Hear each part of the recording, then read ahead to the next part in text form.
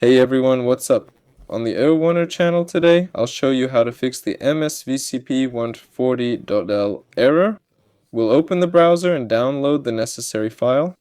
Click download, type download, go to any file, and as you can see, we have both 64-bit and 32-bit versions. So we download both of these files just like that.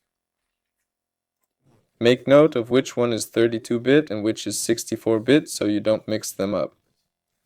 Next, I'll create a folder on the desktop which I'll name 64 and another one I'll name 32. Then simply move the 32-bit file into the 32 folder and the 64-bit file into the 64-bit folder.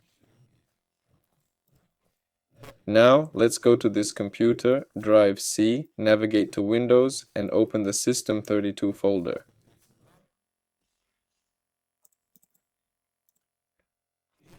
And here we drop in the 64-bit DLL file. Just like that. If it says to replace the files, click Replace, and that's it. Now let's go to the syswow64 folder and drop in the 32-bit file. Go ahead and click that, and that's all there is to it. This was Airwarner. Hope this helps you out. Leave a like and subscribe to the channel. See you later.